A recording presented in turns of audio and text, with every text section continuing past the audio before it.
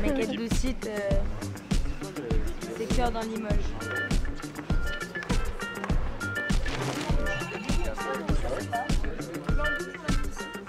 Que sont venus faire à Limoges, durant un week-end, 22 étudiants de l'École nationale supérieure d'architecture de Paris-La Villette. La ville est partie prenante dans beaucoup de projets immobiliers, a mis beaucoup de choses en place comme la charte de développement urbain, on a une stratégie sur le développement de l'habitat, on travaille beaucoup plus étroitement avec les promoteurs pour que effectivement il y ait des programmes un petit peu ambitieux qui se fassent sur la ville.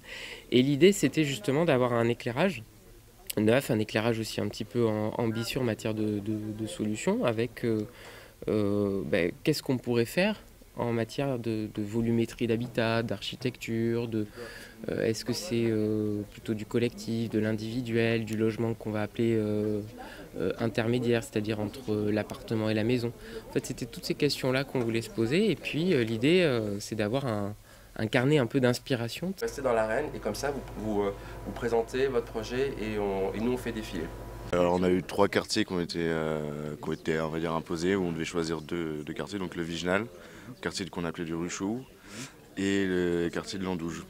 Et on a rajouté un 3e site en fait, qui va être sur les berges, donc le quartier des Cassots. Ils ont fait le travail de rentrer dans une analyse. Ils vont restituer aujourd'hui leur analyse, des hypothèses de projet. Ils vont échanger aujourd'hui avec les élus et techniciens qui sont là.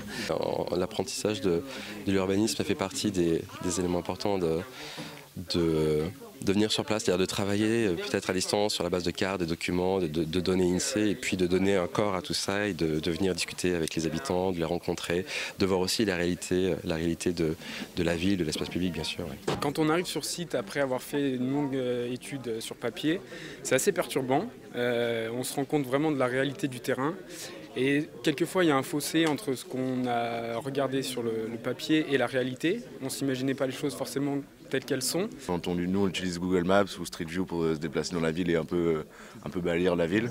Mais quand on se déplace en fait, à l'intérieur des îlots et qu'on comprend un petit peu comment ça marche au niveau des hauteurs et tout, ça change tout notre regard sur un espace. On a remarqué la très grande diversité des styles qu'ont pu marquer Limoges au cours des époques. Alors il y a eu un travail en amont, on leur a envoyé énormément de données. On a transmis un ensemble d'éléments, la topographie, des cartes, des choses sur l'histoire de Limoges, différents programmes qui se mettent en œuvre et puis également certains sites qu'on a identifiés qui nous intéressaient. Il y a 25 étudiants, il y a 3 sites de projet, donc on a un peu regroupé, on a fait une synthèse et le but d'aujourd'hui c'est d'écouter pour eux, de recevoir des informations. On a essayé de parler avec les habitants dans les secteurs, de voir comment eux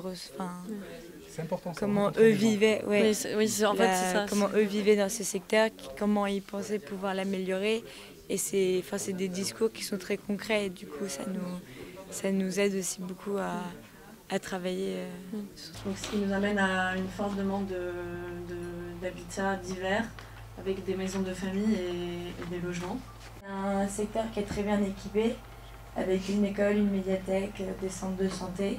Et La vision du monde et les enjeux de cette génération, les vingtenaires, sont profondément ancrés justement sur la transition climatique. Les rapports du GIEC sont aujourd'hui des choses qui sont acquises. Nous, en tant qu'enseignants de 30, 40, 50 ans, on est obligés aussi de se remettre en cause et d'évoluer aussi avec ça. Donc ça nous oblige aussi à sortir de nos zones de confort et à aussi écouter aussi ces attentes qui sont très fortes. On a remarqué une non-homogénéité de l'autour du bâti et l'inexistence il n'y a pas beaucoup de présence. Ça permet de prendre un peu de recul sur nos propres travaux à travers la perception qu'ils ont de la ville, du développement de celle-ci, des pistes de projets qu'ils peuvent avoir, d'une vision qui est en fait très jeune, très nouvelle.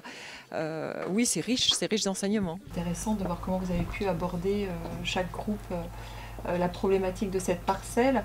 C'est le lien, la difficulté aussi aujourd'hui sur laquelle on travaille, c'est l'entrée de ville évidemment, et c'est aussi son lien au Val de Laurence, qui est un quartier extrêmement enclavé. Il y a différentes idées très intéressantes dans ce que vous proposez. C'est vrai qu'après, d'avoir une vision un peu plus globale est indispensable du coup pour expliquer les choix d'aménagement. Donc là c'était une première phase de proposition, donc de proposition d'hypothèse. On a écouté donc les observations, les critiques qui ont été faites, et là on a donc 10 semaines de production où on va sortir effectivement là beaucoup plus de projets, on va rentrer dans le dur, et puis on va arriver avec des maquettes beaucoup plus grosses, beaucoup plus détaillées, puis des panneaux, donc il y aura une restitution. Il faut voir la conclusion de leurs travaux, parce qu'il y a aussi, c'est aussi des jeunes qui apprennent, hein, comme ça a été dit, en fait ils travaillent sur le mode de construction, sur l'architecture, et là ils travaillent, c'est une initiation aussi pour eux au projet urbain.